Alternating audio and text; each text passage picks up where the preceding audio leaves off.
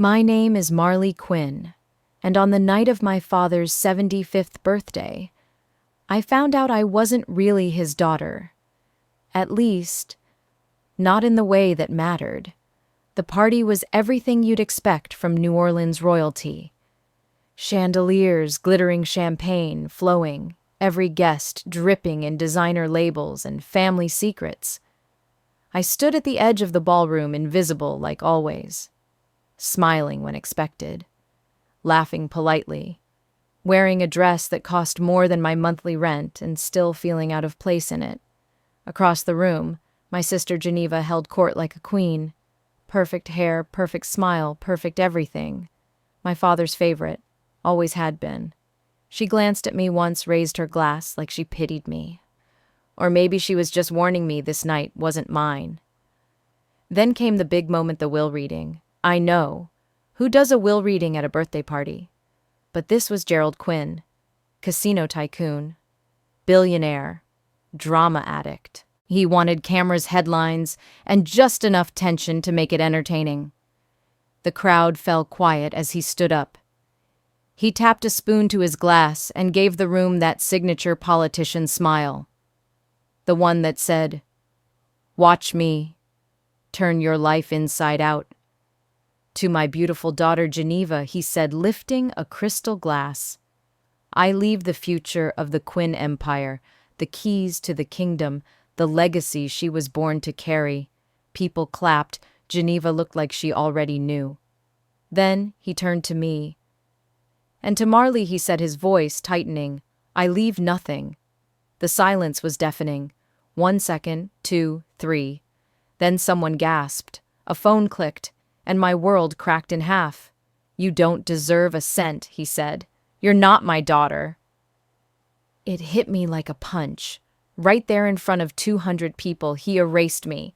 I opened my mouth, but nothing came out, just the sound of my heartbeat pounding in my ears.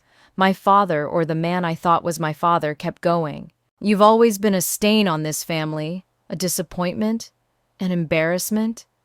Laughter scattered through the room like broken glass. Someone was filming. Of course they were. Geneva didn't flinch, just stood beside him, smiling like it was her coronation day.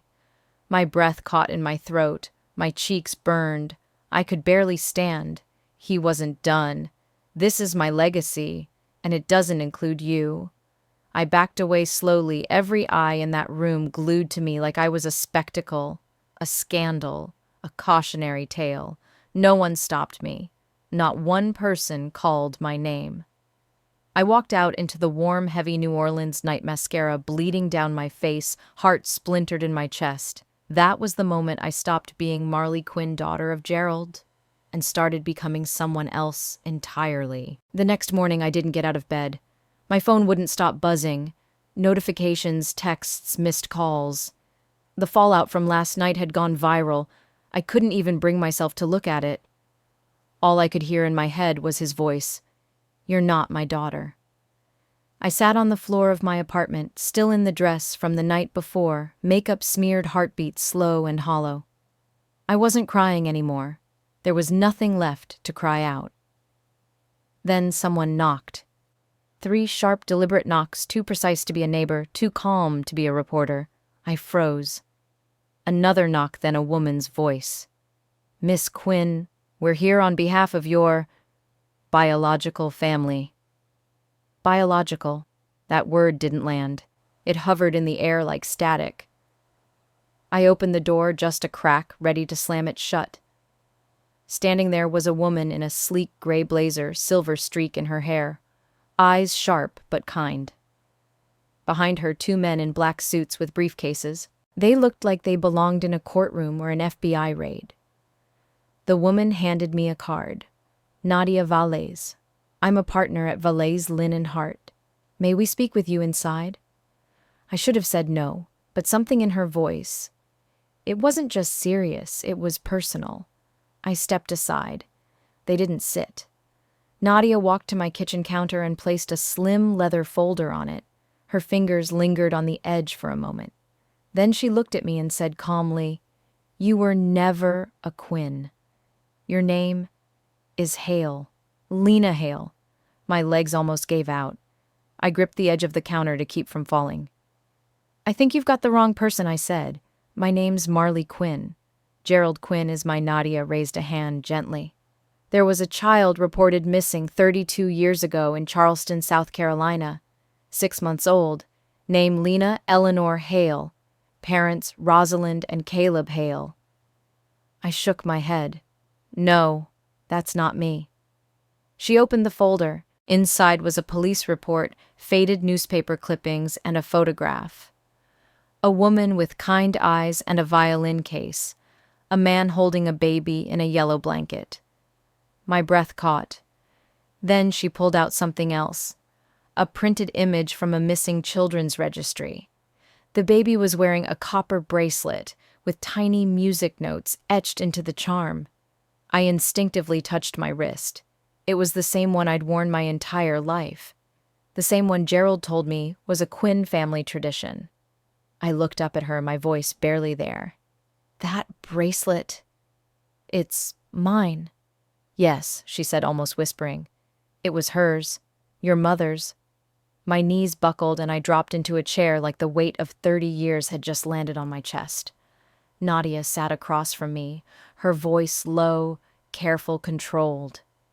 The FBI was alerted after your DNA matched a file in a public ancestry database. A Hale family member had submitted theirs years ago. When the match came through last month, everything changed. I wanted to laugh, or scream, or tear the whole world apart. Instead, I whispered, "Why now?" "Because your real mother never stopped looking for you," Nadia said. "And now? She knows you're alive." I stared at the file hands, trembling. A missing child, a fake name, a stolen life. Everything I believed, everything I hated about myself, everything I thought I'd inherited from Gerald. None of it was real. I wasn't a Quinn. I was a Hale. And my entire life was built on a lie. I sat there frozen, my fingers still wrapped around the edge of the table, like it was the only thing holding me to the earth. Nadia opened the folder again, her voice calm but deliberate, like she'd done this 100 times, just not with me. She slid a photo across the table. "This was taken 1 week before you disappeared. That's your real mother, Rosalind Hale." I stared at the picture. A woman in her early 30s, graceful, glowing with warm brown skin, and a violin case resting against her hip. She stood beside a man, my biological father, I assumed tall, serious, proud, and in her arms, a baby wrapped in a pale yellow blanket. Me. I didn't recognize her face, but I recognized the way she held me. Like I mattered. Like I was loved. I couldn't stop looking.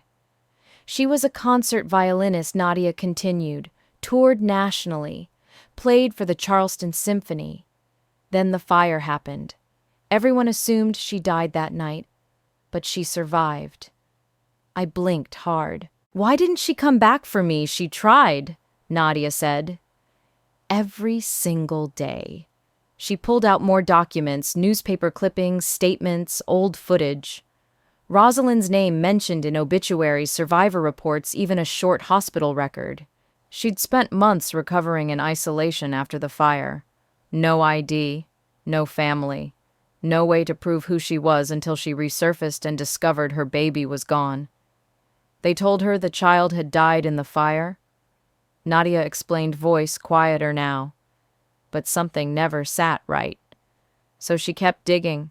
She handed me a printed email thread from the FBI, a timeline of her search. Rosalind Hale had been looking for me for 32 years.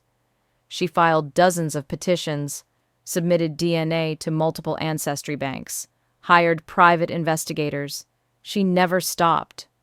I opened one of the clippings, a classified ad from 1996. Missing child, female, hazel eyes, birthmark on left shoulder. Responds to music. That was me. I didn't even realize I was crying until I tasted salt on my lips. Nadia looked at me gently. She wasn't dead. She was buried in bureaucracy, silence, and grief.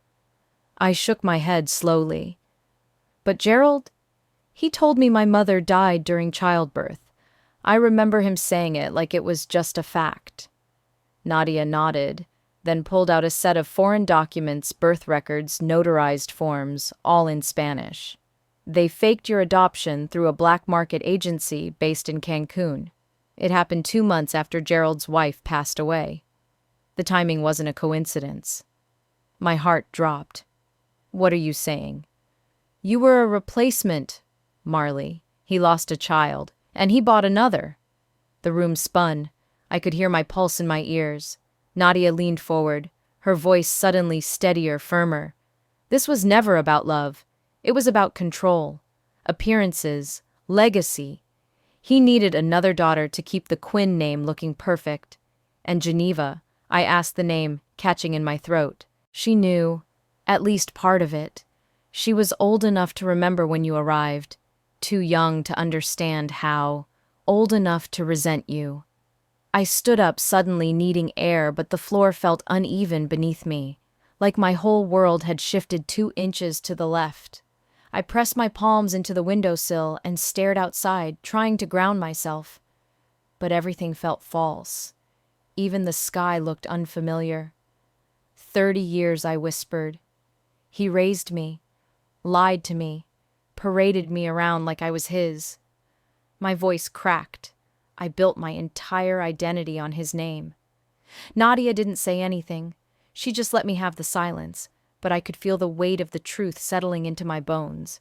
Cold, heavy, permanent. I wasn't Marley Quinn, daughter of a casino king. I was Lena Hale, stolen from a fire, ripped from a mother who never gave up. And the life I thought I had never been mine at all. I don't know how long I sat there staring at the broken pieces of the life I thought I had. The truth clung to me like smoke, thick, heavy, impossible to shake off. Then Nadia said the words I wasn't ready for. She's here, Marley. At first I didn't understand. Who's here? Nadia glanced toward the window. Rosalind. Your mother. She's downstairs. Waiting. I couldn't breathe. There was a beat of silence between us, just the hum of the refrigerator, the soft tick of the clock. She didn't want to push, Nadia added.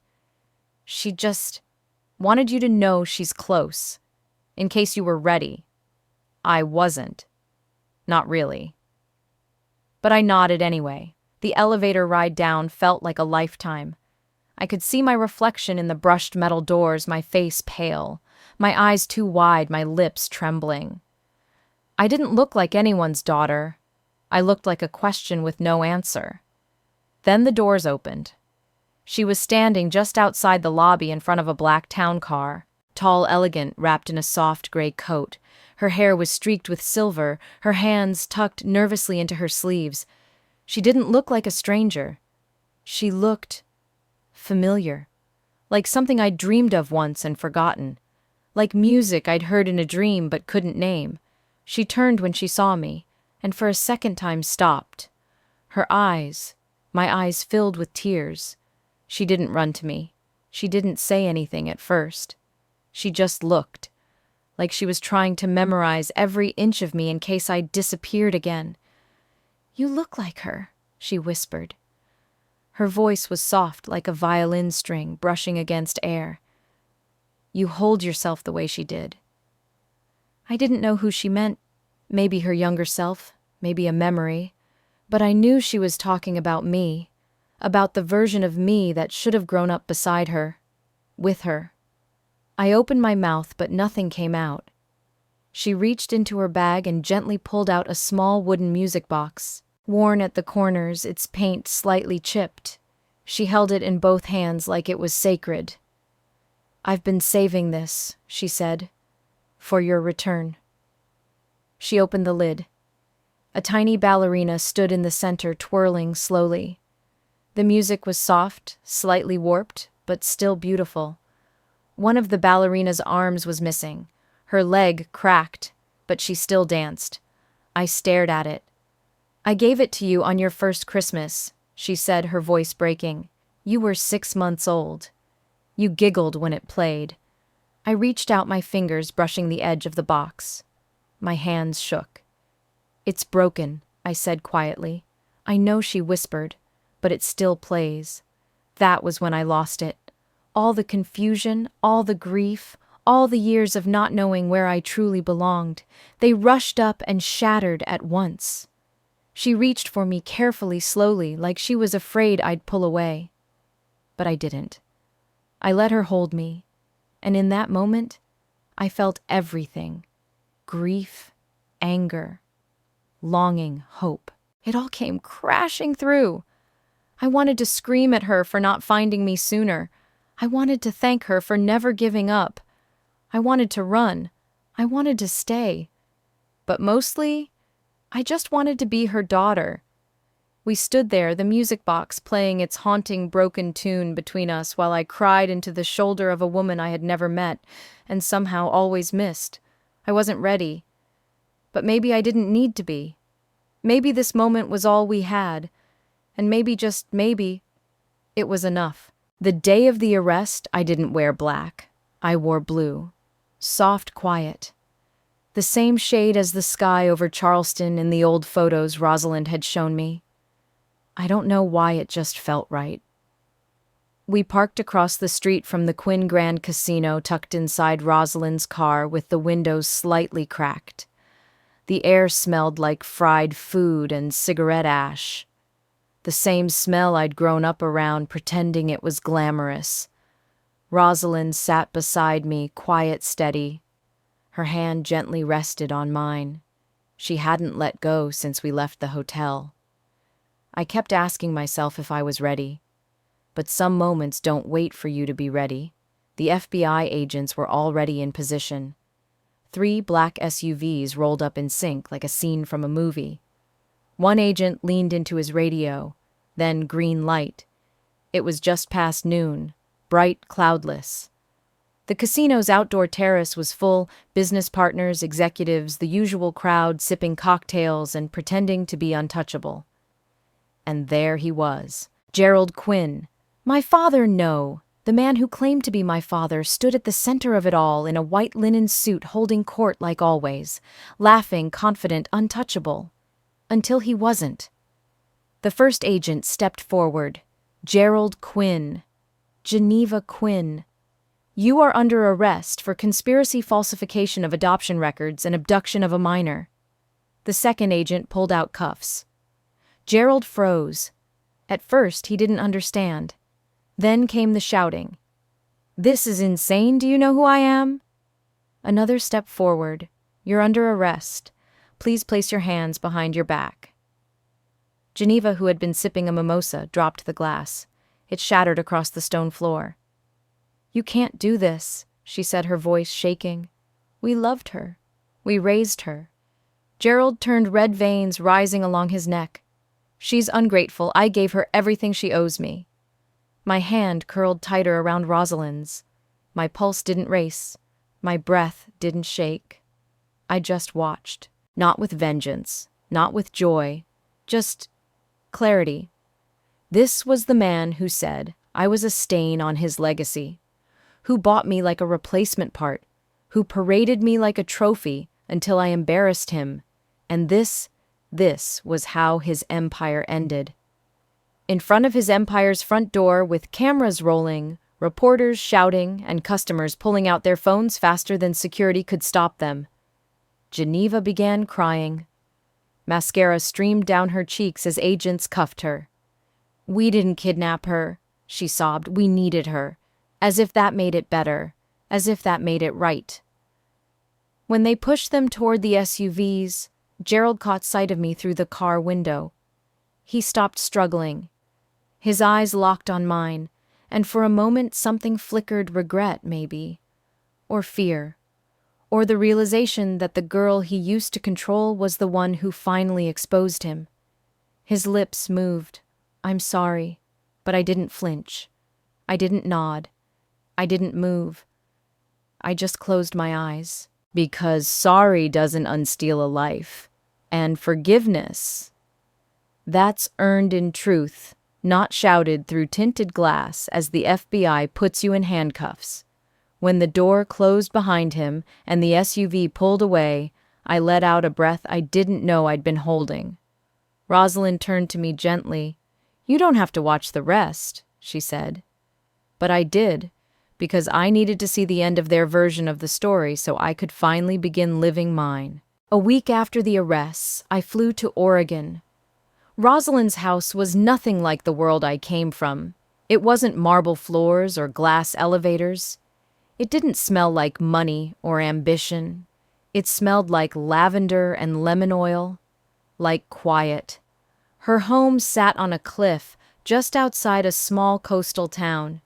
You could hear the ocean from every room, waves crashing against the rocks like a heartbeat too big to ignore. She didn't say much when I arrived. She just opened the front door, gave me a small smile, and said, "Welcome home." I didn't know what to say back. We stood in the foyer for a long moment. The walls were lined with old concert posters and framed sheet music. There was a cello in the corner, a dusty metronome resting on top. "This house," she said softly, "this music, this is who you were always meant to be." She led me down a hallway with faded wallpaper. At the end of it was a small room with a yellow door. The nursery. It hadn't been touched. Not in 30 years. I stepped inside and forgot how to breathe. The crib was still there. So was the rocking chair. A soft pink blanket lay folded at the edge, and on the windowsill sat a row of children's books, some worn, some still wrapped in plastic. But the violin case on the shelf, that's what stopped me cold. It was mine, and it was hers. Rosalind's. She reached for it and handed it to me slowly, like it was something sacred. "I didn't think I'd ever get to give this to you in person," she whispered. I sat on the floor and opened it. Inside, tucked beneath the velvet lining, were dozens of letters, handwritten, dated, each one marked with the same line, "For Lena, on your birthday."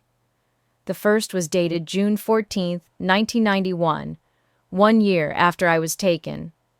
I picked up the envelope with trembling fingers. Her handwriting was neat, careful, like someone who refused to forget. "I wrote one every year," she said. "Even after they told me you were dead. Especially after." I looked up at her tears, already burning my eyes. "They told you I died." She nodded slowly. "At the hospital. The fire had destroyed everything. No paperwork, no confirmation, just chaos. And eventually silence. But I never believed it." She knelt beside me, her voice low and steady. Everyone else moved on. They called me obsessed, delusional, said grief was blinding me, but I felt it. In here. She placed a hand gently on her chest. "I knew you were alive. Somewhere." I held the first letter close. My fingers shook. My chest felt like it was breaking open in slow motion. "I don't remember you," I whispered. "I know," she said, "but I remember everything." She didn't cry. Not then. Her voice didn't tremble. She was calm, grounded, but I could feel the weight behind every word. She stood and walked over to a low cabinet near the window, pulled out a box. Inside were photo albums, toys, baby shoes, more letters, all untouched, all waiting. "I kept it all," she said, "just in case." I looked around the room, then back at the violin case beside me. So much love, so much time, so much waiting, and all I could say was, I missed everything. Rosalind sat beside me, took my hand gently, and said, "No, you're here now. That's what matters." We sat there for a long time, surrounded by memories I never lived, but somehow still belonged to. Outside, the ocean roared. Inside, I opened the first letter. And for the first time in my life, I felt what it meant to be wanted, before I was even old enough to understand the word. 6 weeks later, I walked into a courtroom with every camera in the country waiting to dissect my face. The Quinn trial, they called it. A billionaire, a socialite, a stolen child. It had everything the public loved. But for me, it wasn't a scandal. It was personal. The room was cold. Polished wood, humming fluorescent lights, whispers bouncing off the walls like static. I could feel eyes on me from every direction, but I kept walking, heels echoing down the aisle like I belonged there. Because for once I did. I took the stand, swore the oath, sat up straight. Then the prosecutor asked the first question. "State your name for the record." I paused. "My name is Lena Eleanor Hale." The sound of pens stopping, breath catching the smallest gasp from somewhere behind me. I didn't look back. "Miss Hale," the prosecutor said, "can you describe your upbringing?" I looked across the courtroom straight at Gerald Quinn. He was dressed like always, crisp suit, clean shave, polished. But he looked smaller now, less in control. Geneva sat beside him, head down, hands shaking in her lap. I cleared my throat. I was raised to believe I was Marley Quinn, daughter of Gerald, sister of Geneva. He told me I was adopted, that my biological mother died in childbirth. I exhaled slowly. But that wasn't true. None of it was. The prosecutor nodded for me to continue. I was raised in a home where love came with rules, where affection was conditional, where success meant obedience. I didn't know it then, but I wasn't being loved. I was being trained. Gerald flinched. Geneva wiped her eyes. I was rewarded when I fell in line, punished when I asked questions. Every part of me that didn't fit their version of who I was got pushed down, quieted. I looked straight at Gerald. "You didn't raise me. You conditioned me." He stood up suddenly, ignoring his lawyer's hand on his shoulder. "I gave you a better life," he snapped. "We saved you from a mother who had nothing. We gave you opportunity, legacy, a name." The judge slammed the gavel. "Mr. Quinn, sit down." But I didn't move.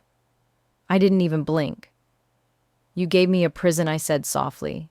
"A beautiful, curated prison where I was only valuable if I stayed silent." The courtroom was dead quiet. Then Geneva stood, her voice trembling. "I didn't know the truth," she said, eyes filling with tears. "Not all of it, but I always knew something didn't make sense." She turned to me. "I was jealous, because he looked at you the way he never looked at me, and I hated you for it. I didn't say anything. I didn't need to." Geneva's hands dropped to her sides, defeated. "I didn't ask for this," I said, turning back to the jury. "I didn't want headlines or sympathy, but I do want the truth, because love without truth is just control." That sentence stuck. It echoed. And I think everyone in that courtroom felt it, especially Gerald, who now looked like a man watching his empire burn. And all I could think was, it didn't have to be this way. He could have told the truth. But he never did, and that's what made him guilty. I used to think names were permanent, like granite, like ink.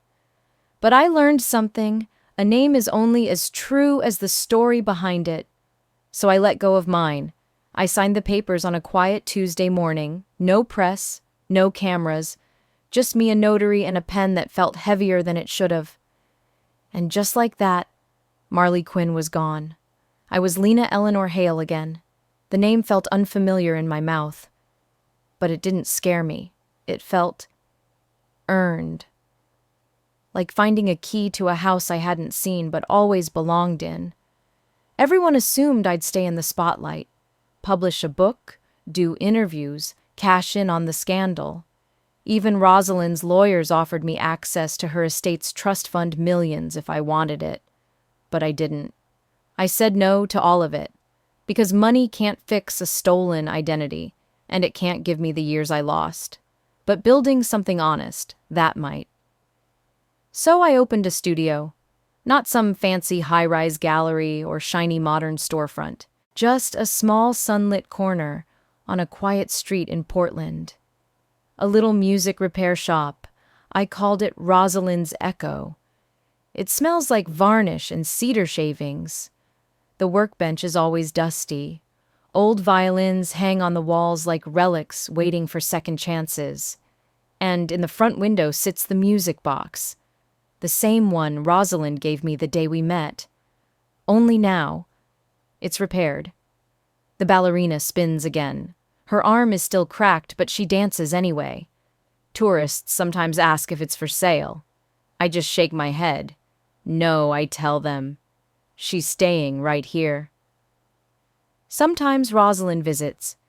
She brings coffee and sits quietly while I tune strings or glue bridges or gently polish the scroll of a forgotten cello. She always watches me with this look, half wonder, half grief, like she's still trying to believe I'm real. You got this from me, she said once, fixing broken things. I used to do the same. Toys, instruments, hearts when I could. And she was right. That's what the studio became. A space for mending, for healing, for breathing. People come in with shattered guitars, warped violins, pianos missing half their keys. They leave lighter. Not because the instrument's perfect, but because someone cared enough to bring it back to life. That's what I needed too. A place to bring myself back to life. Not the daughter of a tycoon, not the symbol of a scandal, just Lena, with her tools, and her truth, and a name that finally feels like mine. It happened on a rainy Thursday. Rosalind walked into the shop, coat soaked at the shoulders, hair a little windblown. She didn't say much, just smiled that quiet smile of hers and handed me a small velvet box. "Thought you should have this," she said. I opened it and froze. Inside was a delicate copper bracelet, identical to the one I'd worn since childhood. Tiny music notes etched along the band. This one, she said softly, was mine. I wore it every day after you disappeared. I hoped one day they'd be together again. I didn't speak. I couldn't. I just reached out, clipped the second bracelet onto my wrist right next to the one I never took off.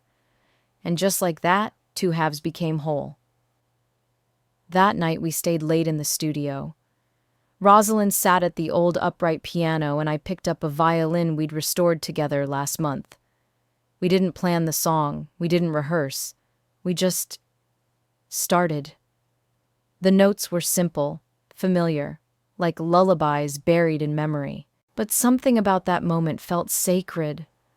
Mother and daughter not bound by blood alone, but by melody, by pain, by everything we'd lost, and everything we'd chosen to rebuild. When we finished, we didn't clap or speak. We just let the silence settle, in soft, warm forgiving. Later that evening, we walked to the edge of the bluff behind her house. The sun was setting bleeding gold into the ocean. She took my hand, and for the first time in my life, I felt completely home. Here's the thing. No one tells you you don't heal by forgetting. You heal by choosing what to remember. I won't forget the lies, or the years that were taken, or the girl I had to become just to survive them. But I will remember this, a mother who never gave up, a name that finally feels like mine, and a music box once broken that still knows how to sing. My story didn't start when I was stolen. It began when I was found. And from the ruins, I made something that sings. If this story moved you, I'd love to hear your thoughts. Leave a comment below and let me know, what does home mean to you? And don't forget, we drop powerful emotional stories like this every single day. So if you haven't already, subscribe, and we'll see you in the next one.